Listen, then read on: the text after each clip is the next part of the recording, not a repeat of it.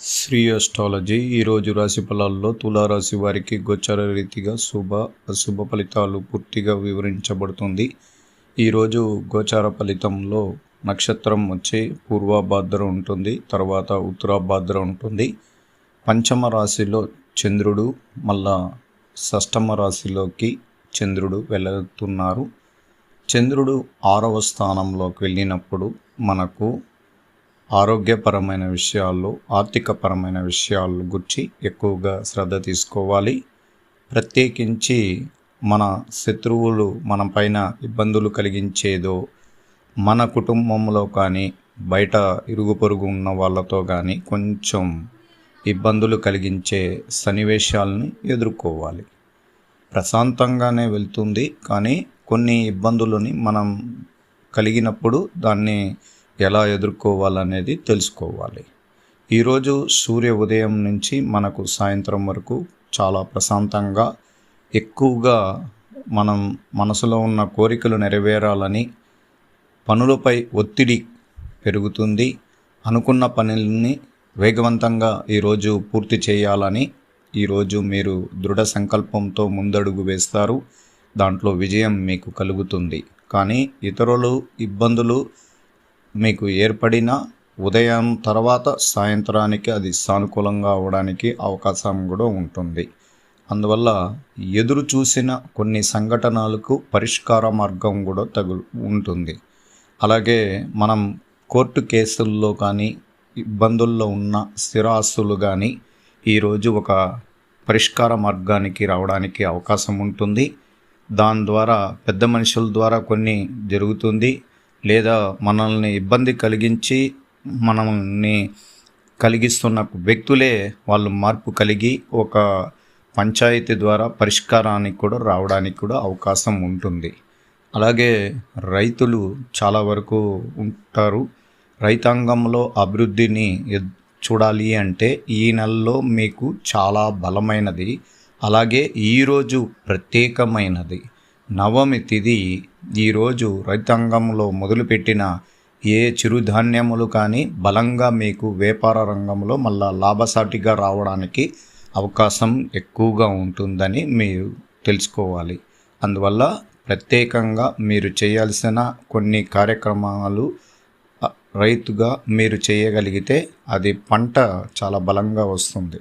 అందువల్ల ఇప్పుడు మనకు గోచార రీతిగా బలంగా ఉన్నప్పుడే అలాంటి పనులు చేయడం మంచిది. అలాగే విద్యార్థులకి ప్రత్యేకంగా విద్య విషయంలో ఆటంకాలు, మానసిక ఒత్తిడి చాలా వరకు శక్తివంతంగా లేకుండా ఇబ్బందులు పడుతుంటారు. ఎక్కువగా వాళ్ళల్లో చదువు పైన శ్రద్ధ లేక ఇబ్బందులు పడి చాలా బాధల్లో ఉన్నవారు తేరుకోవాలి. ఖచ్చితంగా విద్యార్థులే తేరుకొని వాళ్ళపైన ఒక సూచనలు, వాళ్ళ గురువు సూచనలను తీసుకొని ముందుకు పోగలిగితే ఖచ్చితంగా వాళ్ళకు సక్సెస్ అనేది కనబడుతుంది. అలాగే ప్రేమించిన వారు ఎక్కువగా మొహమాటానికి పోయి ఇబ్బందులు పడి మానసికంగా దూరం అయిపోయే అవకాశం కూడా ఉంటుంది. ఎందుకంటే మీరు చేసే వాగ్దాటి వరం ద్వారా కొన్ని డ్రీమ్స్ మీరు చెప్పినప్పుడు అది కానీ స్పందించకపోతే ఖచ్చితంగా మీరు దూరం అవ్వడానికి కూడా అవకాశం ఉంటుంది. ఇట్లాగే భార్యాభర్తల్లో కూడా ఇలాగే ఉంటుంది. ఎందుకంటే మనం ఉత్సాహంగా ఉన్నప్పుడు మన ఆర్థిక విలువలు తెలుసుకోలేక కూడా ముందుగా వాగ్దానం ఇవ్వడం, తర్వాత ఎందుకోలే దాన్ని కొంచెం అలసత్యం చేయడం వల్ల ఇబ్బందులను ఎదుర్కొంటారు. కుటుంబం కదా, వాగ్దానం ఇస్తే సరిచేయాలి. అలాంటప్పుడు ఇల్లు, వాహనము, గృహము, ఆభరణాలు, వాహనాలు ఇదన్నీ ప్రతిరోజు ప్రతి ఒక్కరూ తీసుకోవాల్సిందే. అందరికీ రావాలి.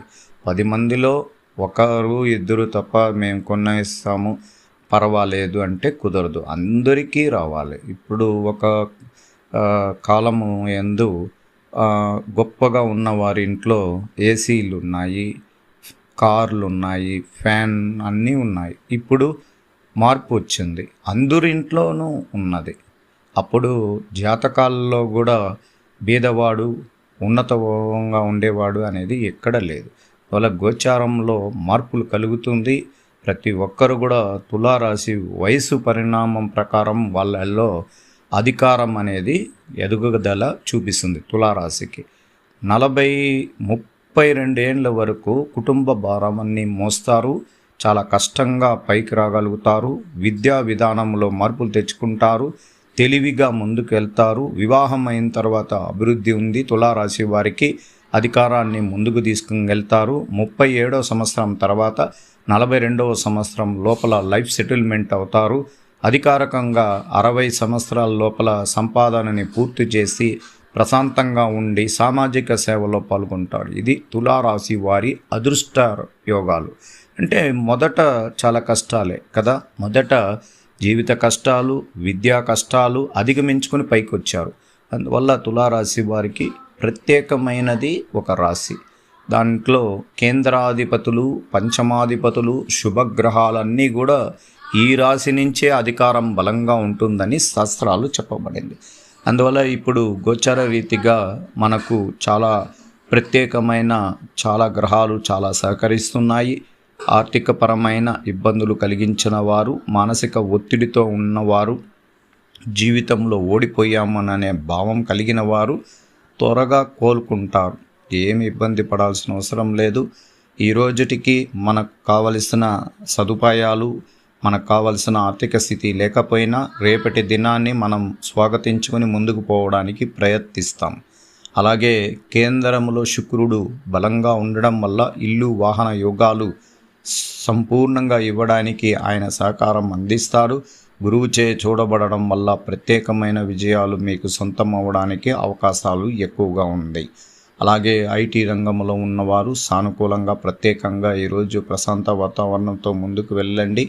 మీ పై అధికారులు మిమ్మల్ని ఇబ్బందులు, మానసిక ఒత్తిళ్ళకి ఉండొచ్చు, కానీ మీరు అధిగమించుకొని ముందుకు పోయి పనుల యందు విజయం పొందేలాగా ప్రయత్నించండి.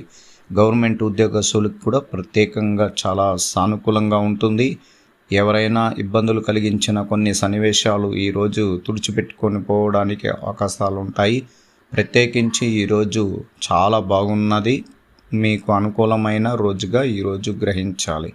అలాగే పిల్లల భవిష్యత్తు గురించి ఈరోజు విద్యార్థుల యొక్క భవిష్యత్తు ఎదుగుదల కనబడుతుంది. భవిష్యత్తులో వీళ్ళు ఉన్నతంగా పరీక్షలు, పోటీ పరీక్షల్లో మంచి మార్కులు తీసుకోవడానికి అవకాశాలు ఉంటాయి. ఆరోగ్యపరమైన విషయాల్లో శ్రద్ధ చూపించి జాగ్రత్తగా ఉండండి. ఎక్కువగా శివాలయం కానీ వినాయక స్వామి గుడికి వెళ్ళి దైవ దర్శనం చేసుకోండి. స్త్రీలు ప్రత్యేకించి ఈరోజు శుభకరమైన స్థానాల్లో శుభగ్రహాధిపతి అనుగ్రహం సంపూర్ణంగా ఉన్నది. మీరు కోరుకున్న స్థాయిలోకి మీరు ఎదగడానికి గ్రహాల యొక్క సహకారం సంపూర్ణంగా ఉంది. ఈరోజు నవమి తిథి. ఈ నవమి తిథిలో మీకు కష్టాలన్నీ తొలగిపోయి మనసు ప్రశాంతతగా ముందుకు పోగలుగుతారు. ఈరోజు వ్యాపార రంగంలో అభివృద్ధి అనేది మీ వ్యాపారంలో ప్రత్యేకంగా కనబడుతుంది. నూతన వ్యాపారాలు ఏదైనా ప్రారంభించుకోవాలన్నా కూడా మీకు సూచనల పరంగా చాలా బాగున్నాయి. కుటుంబంలో ఉన్న చిన్న చిన్న కష్టాలు, అన్నదమ్ముల యొక్క సహకారాలు, తల్లిదండ్రులు సూచనలని స్వీకరించి ముందుకు వెళ్ళి ప్రత్యేకమైన రోజుగా ఈరోజు దైవ ఆరాధన పూజల్లో శివాలయానికి వెళ్ళి రుద్రాభిషేకం చేయించుకోవడం వల్ల మంచి ఫలితాన్ని మీరు ఎదురు చూసిన మీ కొత్త సమాచారం, శుభవార్తలు ఎక్కువగా ఆశీర్వాదం కనబడుతుంది. అలాగే మీ కుటుంబంలో భార్యాభర్తల ఐకమత్యం పెంపొంది విజయ సోపానాలకు పోగలుగుతారు. మనసు ప్రశాంతతగా చూసుకొని దైవ అనుగ్రహం